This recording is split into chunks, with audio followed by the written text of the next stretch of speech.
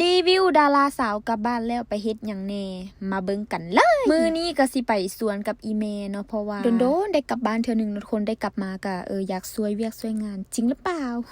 อันนี้ก็งัวเฮาเองแล้วทุกคนขายเด้อบ่อยากให้อีแม่ลำบากเนาะสิขายออกให้เบิดมีแต่ตัวเดียวในระหว่างทางเฮาก็เจอมะแขงเนาะก็เลยเก็บไปเพราะว่าเฮาอยากกินว่าไปว่ามาตอนนี้ก็ฮอดสวนแล้วอันนี้คือสวนยางแม่เองนะคะสวนยางมันเก่า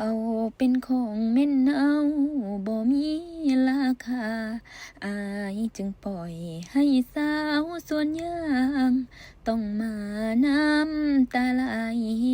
ลาทางย่าไปอีกหนึ่งทุกคนมาเจอหน่อกันเลยมาหักเพราะว่าอยากกินหน่อไม้นะทุกคนหน่อแบบนี้นะแกงบอกเลยว่าแซ่บเนาะแกงใส่เห็ดนี้เขาก็เจอเห็ดตัวนี้ทุกคนอยู่บ้านนัดเอิ้นว่าติตรหรือว่าติตอกเนาะหรือภาษาลาวเอิ้นว่าเห็ดหูหนูบานอีกไม่นานก็คงสิเช้าน้องก็รออายุคือเก่าไปเป็นผู้บ่าวผู้ใดเนาะอายและนี่ก็คือนางเอกของเฮาเนาะทุกคนผักหวานไผเคยกินแน่อยู่บ้านทุกคนเอิ้นว่าผักบอกเลยว่าอยู่บ้านนอกเฮานี่บ่อึดแนวสิกินเนาะทุกคนอยากกินหยังก็ได้กินหมดเนาะถ้าเป็นพวกผักและผักอันนี้เนาะทุกบ้านทุกคนเอิ้นหยังรสชาติมันสิขมๆเนาะแกงใส่หน่อก่อนสิกลับเนาะก็มาแวะเอาไวน์ในจักเล่มนึงเนาะทุกคนเพราะว่าอยากกินอยู่บ้านนัดก็สิเอิ้นว่าปลองเนาะทุกคนอันนี้ปลองจีกมันสิมีรสชาติหวานฝาดส่วนอันนี้ปลองจั่งก็คือไวน์ขมนั่นเองเนาะทุกคนมาฮอดอันตู้ปุ๊บก็กินเข้าปั๊บเพราะว่าอยากเข้าแฮงเนาะกินแบบง่ายๆสบายๆเนาะใครอยากเลี้ยงเอาไปเลี้ยงได้นะ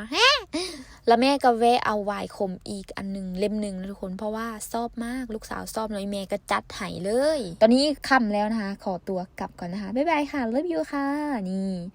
เลิกงามยามแลงตะเวนแดงลับลงตึกสูงใจลอยอยู่ในเมืองกรุงตามทุ่ง